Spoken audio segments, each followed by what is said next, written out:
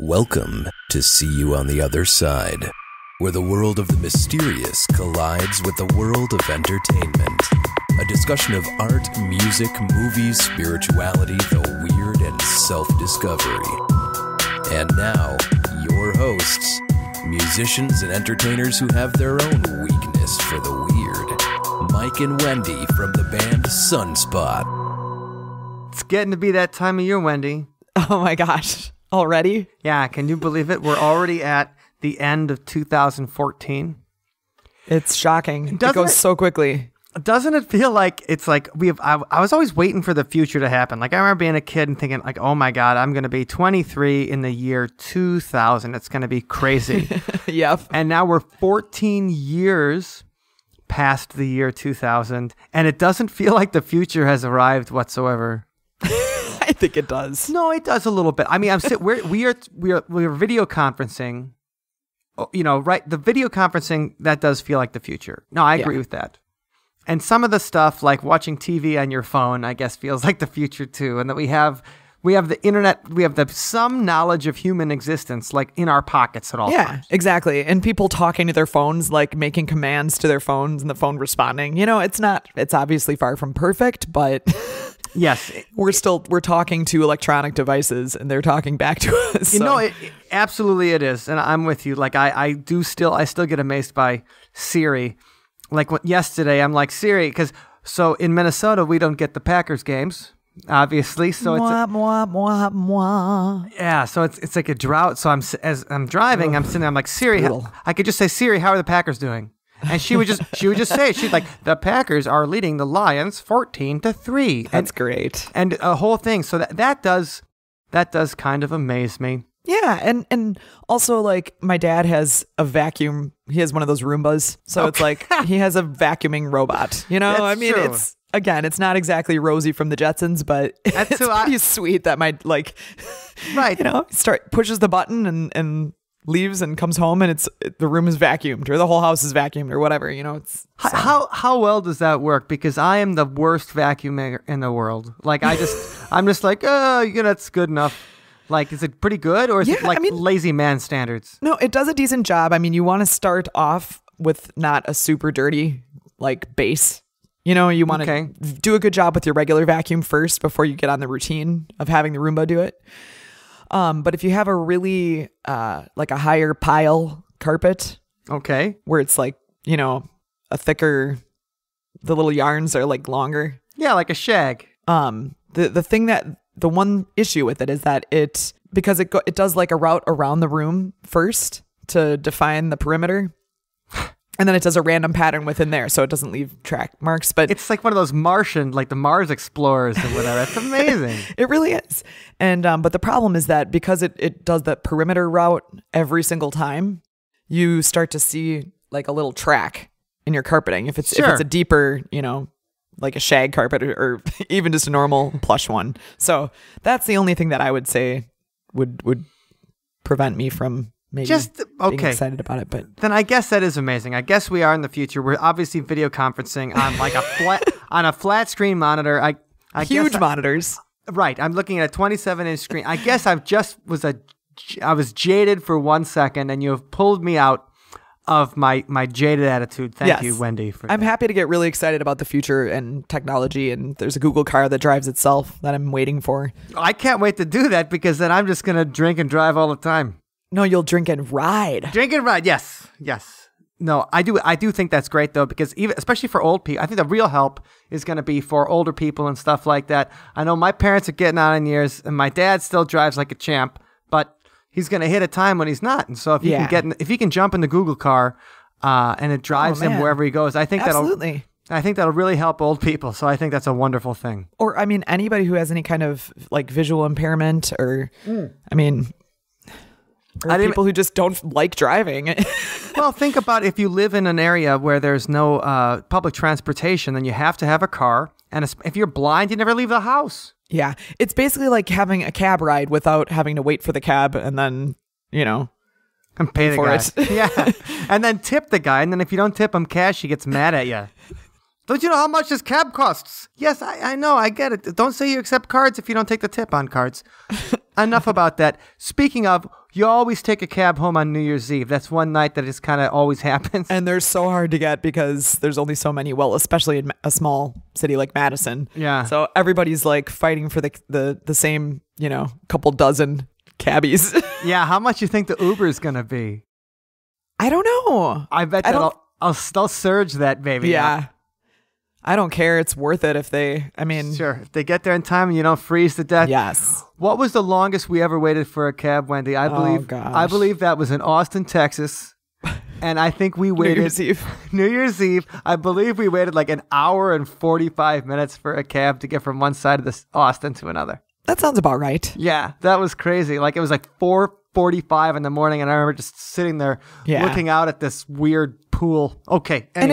And if you make that choice, which I hope you do, if you choose to imbibe, then that's just part of the price. Is you might have to sit around and wait, and hopefully you have a warm place to do that. Hopefully, and some fun people to hang out with while you're waiting for your cab. Hanging out with fun people on New Year's Eve is very important because, there's a lot of superstitions about December 31st and January 1st. Yeah, like if you hang out with boring people, your year is going to suck. Your year is going to be full of boring people. No, but really though, superstitions, let me think. Like what was something that you did or you remember doing or your family did or even you did it yourself as like an OCD thing? Gosh, I can't really think of anything as far as specifically, other than being awake for the turn of the new year. But as far as OCD goes, I do, it's not cool. I realize it's not popular. Maybe it is popular, but I like to set resolutions. Sure. And so for many years, I would do a 100-day challenge where beginning with January 1st, I would try to exercise every single day, like don't break the chain kind of thing. Absolutely don't break the chain. I use Lyft for that every day. Yeah, exactly. So that's something that I would do, but that's not really a superstition. That's more of just kind of I like starting on day one of the year and of the calendar year. It's kind of something that I enjoy, I guess. I think there's something to, I do think there's something to it. There's something psychological in the fresh start. There's something, it's the things, I guess the older I get, and obviously, I've already told you my age in the very beginning when I talked about the year 2000. Use your math, kids. Yeah, right. Use that math of yours. The older I get, the more I just I like to do things like that. I like to start projects on January 1st. I like to give myself that kind of pressure or deadline or something like that because I feel like life's already giving us a deadline, the big one. Deadline. Yeah, the drummer with the joke. So we're already getting that big deadline. So I like to have that feeling of like, okay, this year I'm going to give this a try, or this year I'm going to give this a try. And I think that January 1st, so I'm with you on those New Year's resolutions and those challenges. Anything in particular that you're going to try? For this year? This year? I actually have a bunch of things and I really need to sit down in the next day or two to think about them? Try to sort that out. So yeah, I have some fitness goals and some creative goals, some projects I want to start up, and especially with respect to this podcast and our band. Yes, I've got several goals in that arena. So I need to map them all out though, which is I like to leave things till the very last second. So how about you? Do you have? I'm gonna run a half marathon in February. Wow, that's a big one. So yeah, it's outside, and I've run in some pretty cold stuff before, but this is gonna be.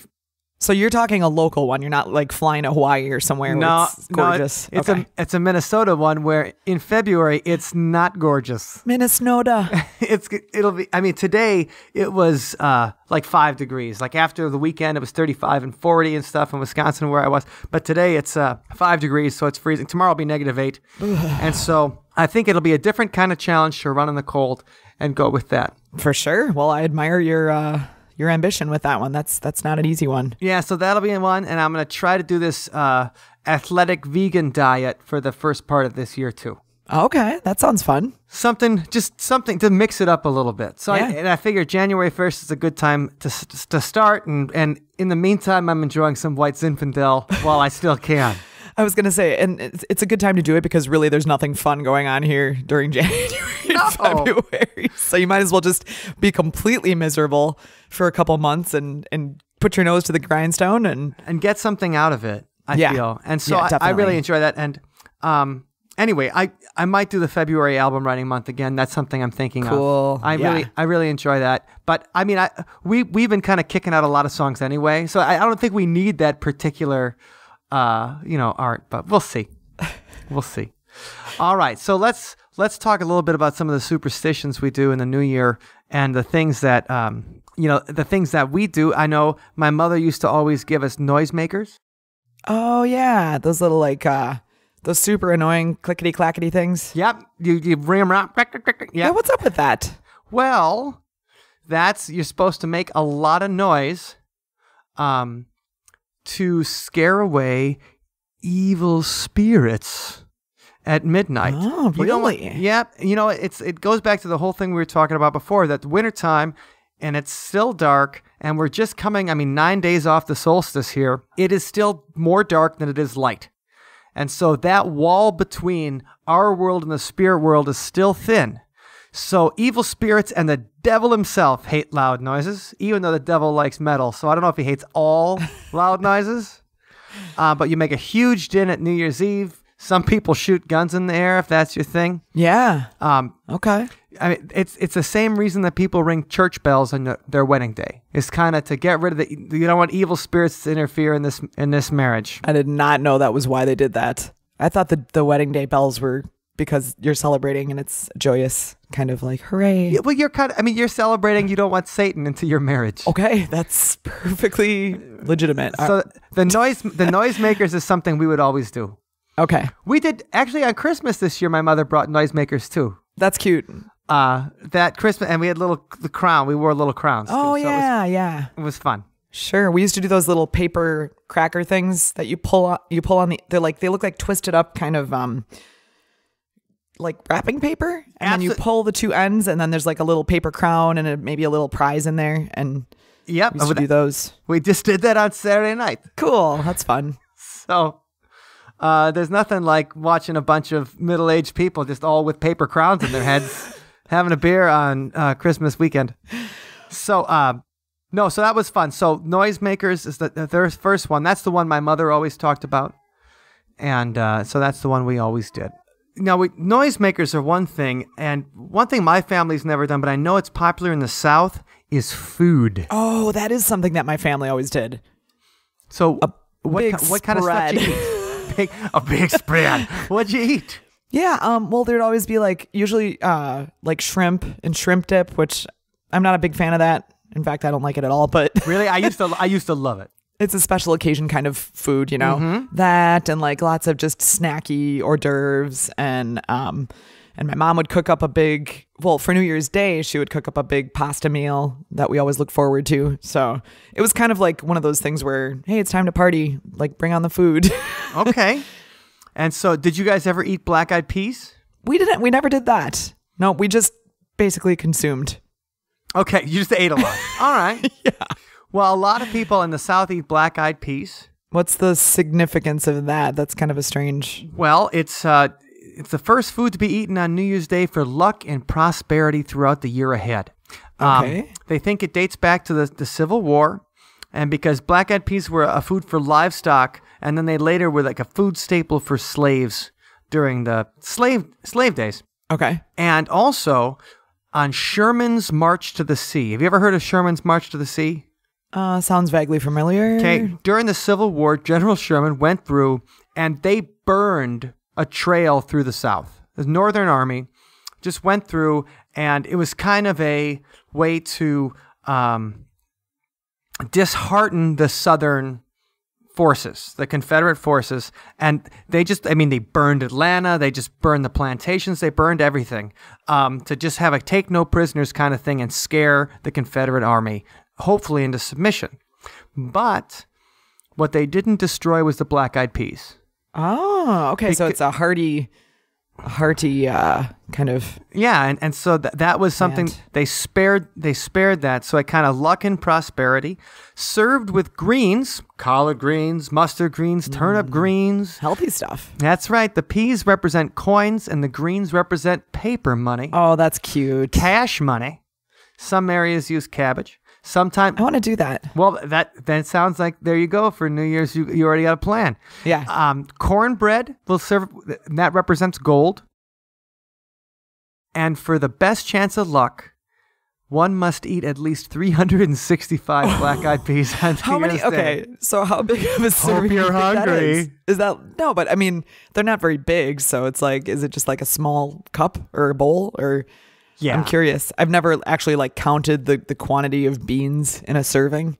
I figure black-eyed peas like it'd be a couple of. I mean, I don't think they added up like that. I think a couple of servings. Yeah, that's kind of what I think. So, yeah, Maybe I'll do an experiment and see just how large of a plate or whatever that would be. Well, some people add pennies or dimes to the pot before serving it. That's disgusting. I would not recommend doing that. So do not put. It says just shiny new one, but most of the change you get. It's like I'm gonna take this off the floor and I'm gonna put it in my food. Right. I'd like to add the bacteria of at least 500 people to my meal. Right. How'd you like meningitis for New Year's? Even if it's a shiny new one, at a minimum, the person at the bank's germs are on it and yours. Yep. And then probably somebody at the mint had to. I don't know. I'm kind of. Nobody puts paper money in there. I see. But whoever gets it's a cute idea. Whoever gets the coin receives the best luck for the new year, unless of course they swallow the coin, and then they die. And then they die at New Year's. Okay. So interesting. That's cool. I'm gonna try that, I think. Black-eyed peas, even if you're not in the South, that's just something to do for, So, I mean... Neat little tradition. Noisemakers kind of stuff, and black-eyed peas. And then they also tell you to do a little bit of work on New Year's Eve. Work? Boo. Yep. That's a day off of work.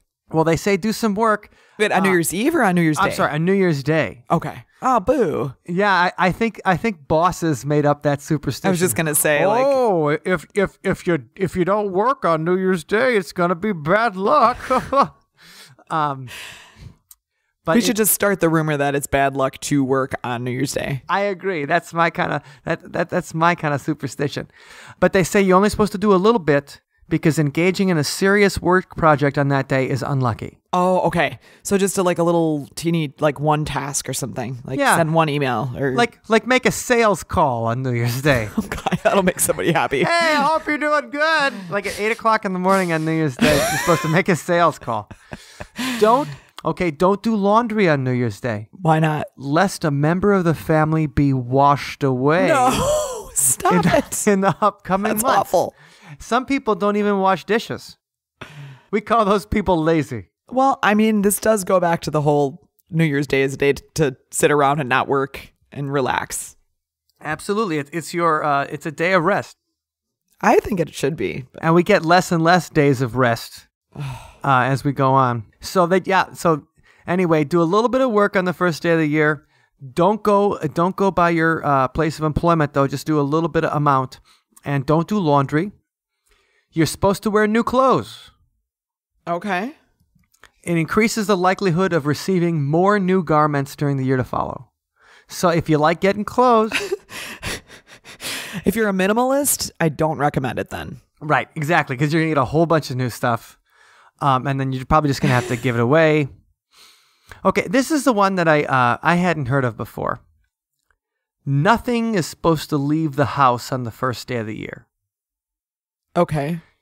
If you've got presents to give out on New Year's Day, you're supposed to leave them in the car overnight.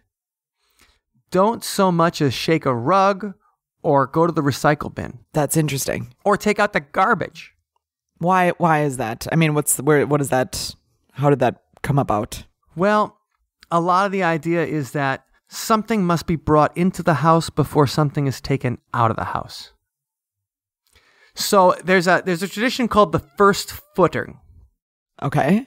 So it's the first person that comes into your house after the stroke of midnight on New Year's Eve will influence the year you're going to have. Ooh, that's kind of fun.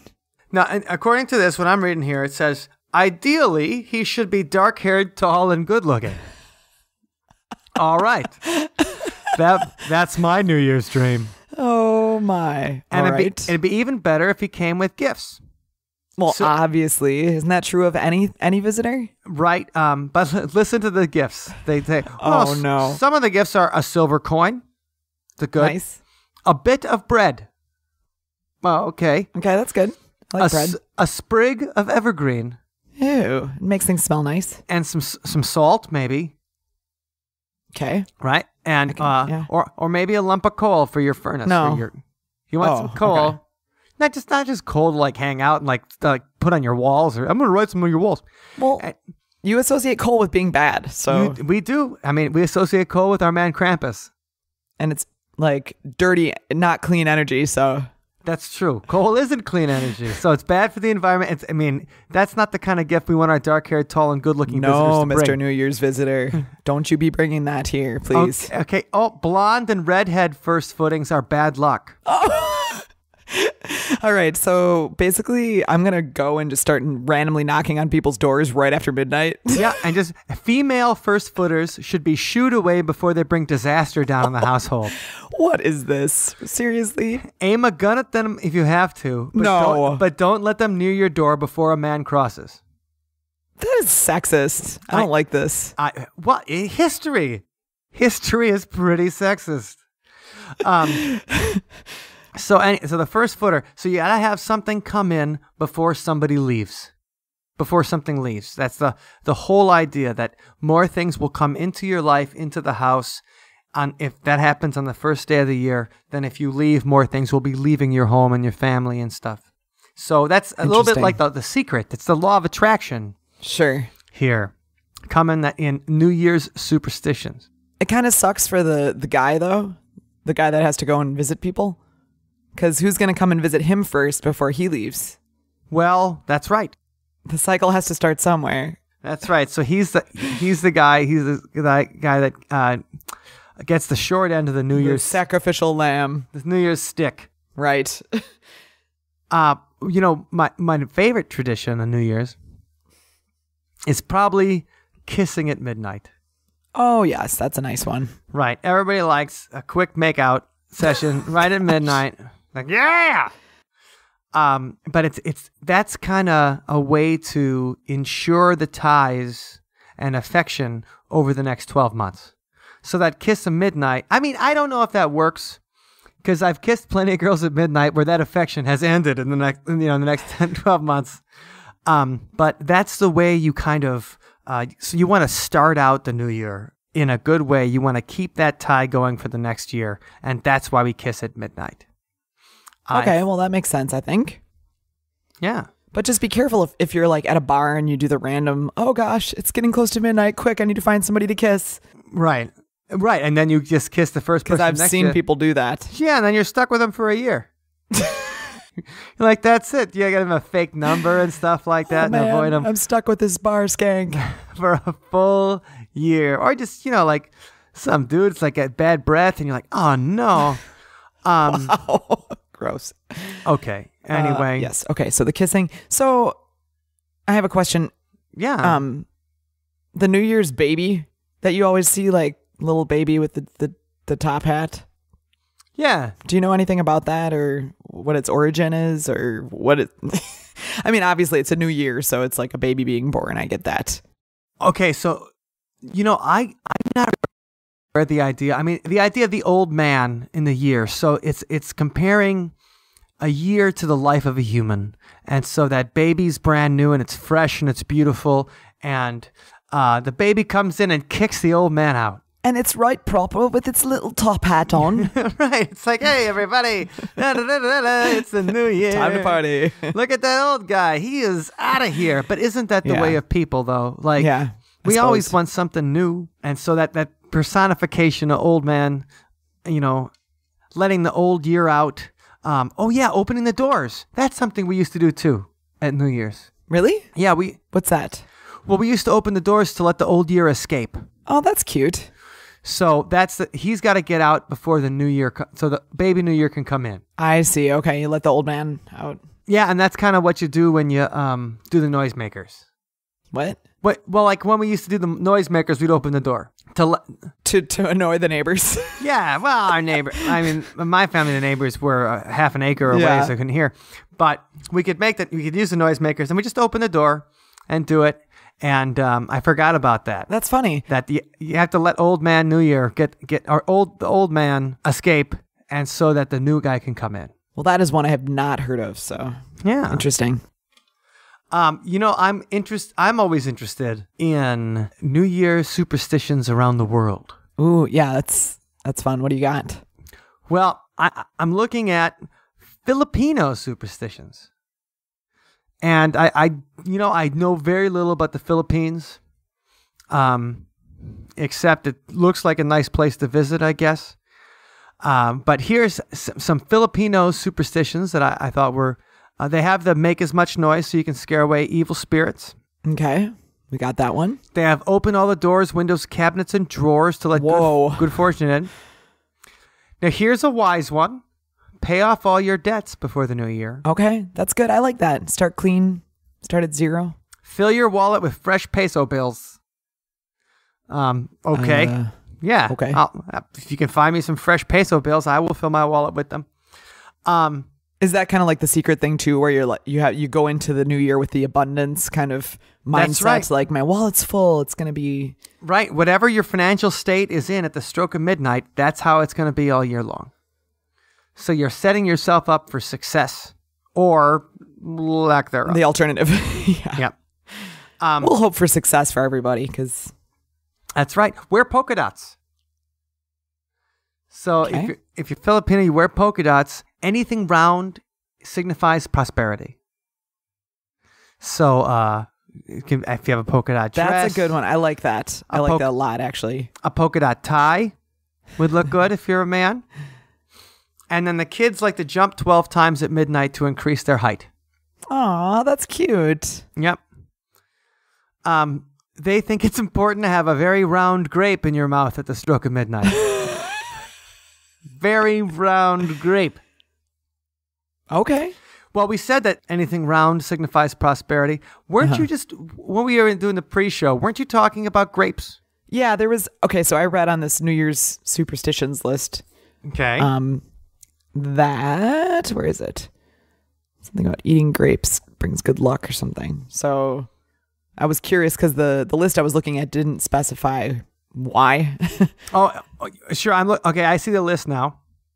Oh, yeah. And, there it is. Grapes, 12 of them, one for every month of the year. And pork. You should be eating pork. What?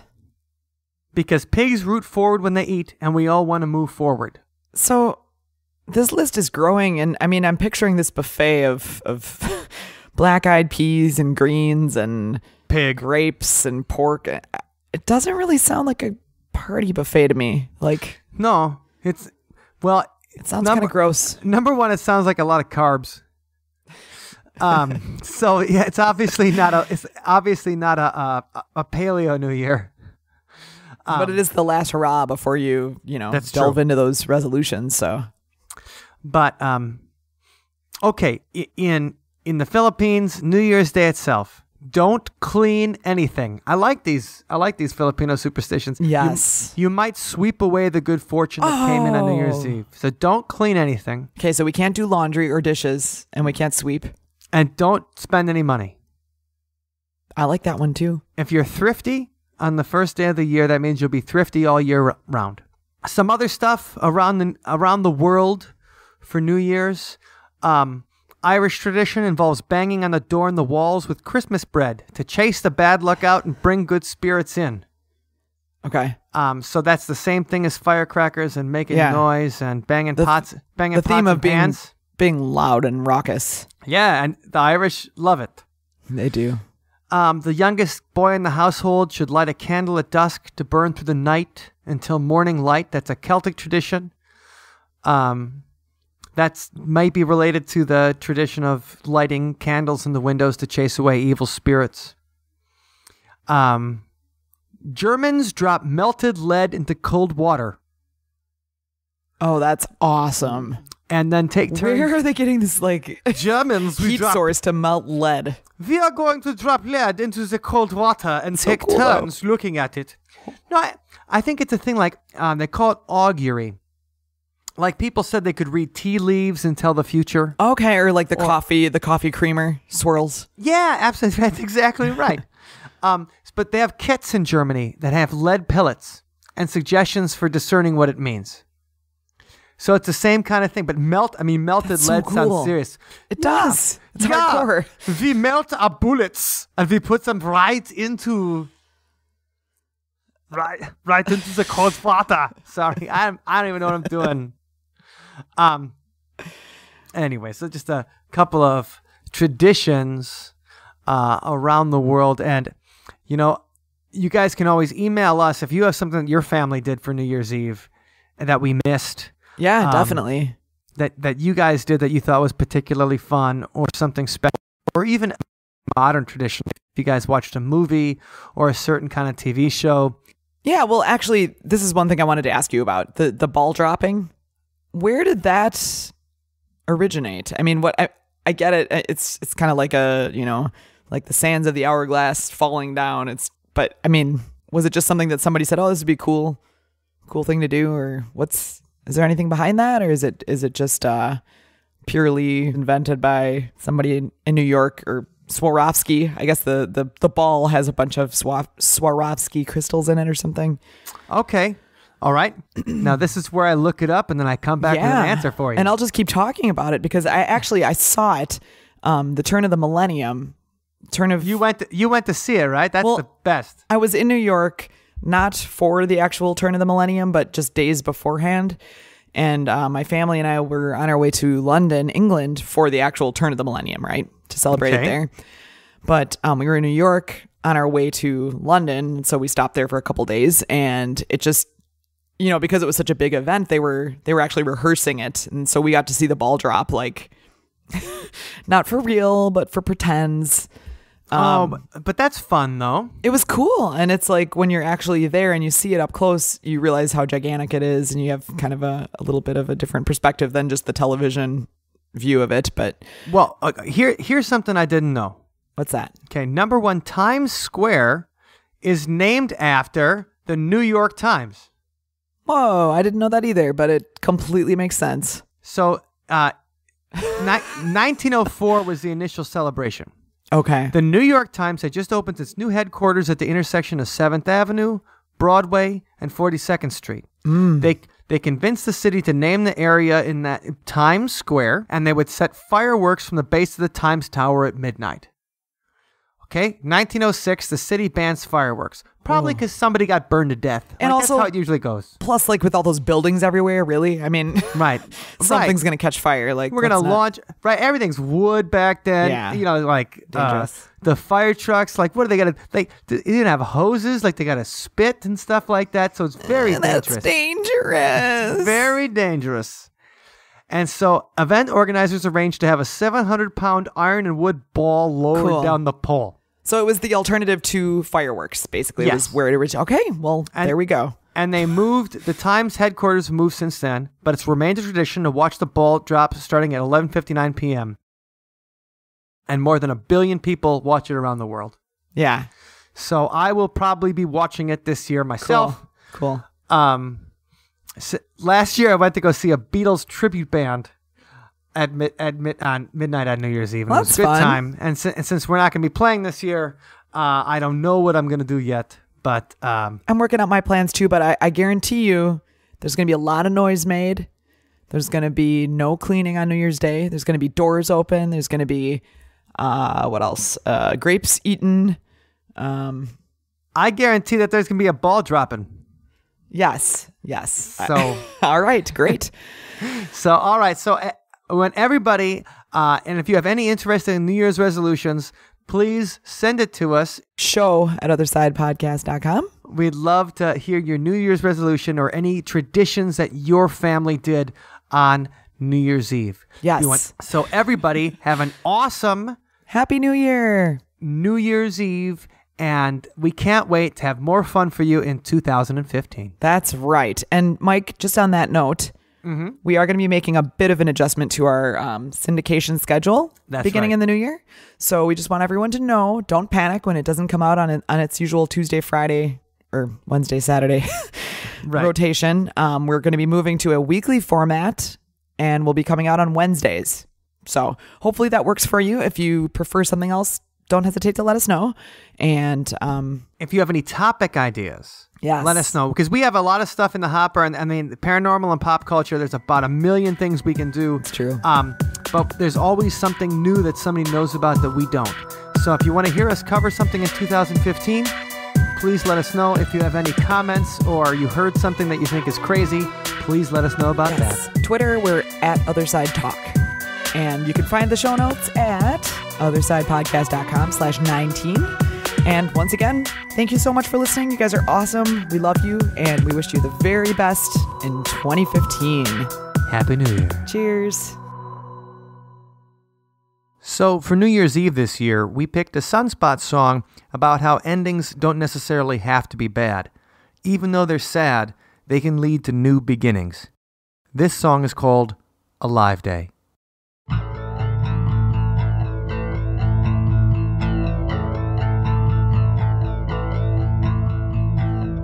Did you earn your freedom? Did you earn your place? Did you earn the right to spit in my face? Yes, the shell pushed my head into the black. There was no tunnel, no one to guide me. This is the day that I died, the best day of my life.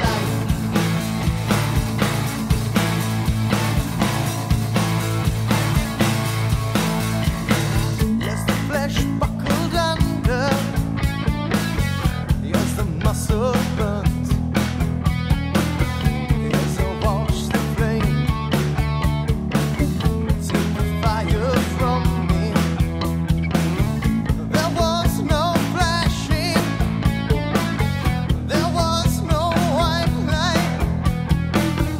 All I had was that moment, electrified me. This is the day that I died, the best day of my life. No one can understand the fortune that it implied. That was the day that I died. Don't even think to cry. Now I have a chance to be a better man.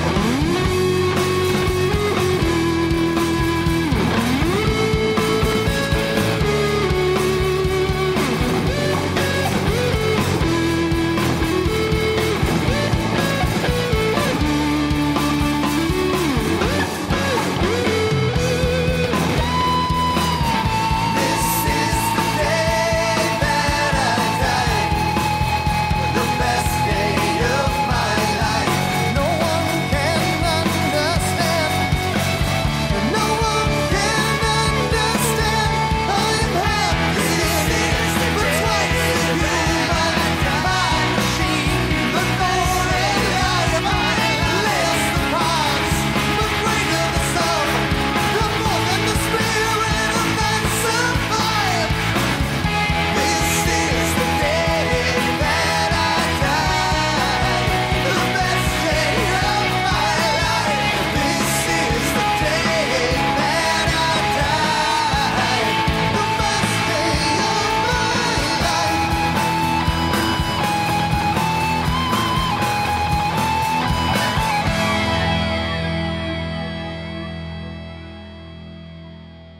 Thank you for listening to today's episode. You can find us online at othersidepodcast.com. Until next time, see you on the other side.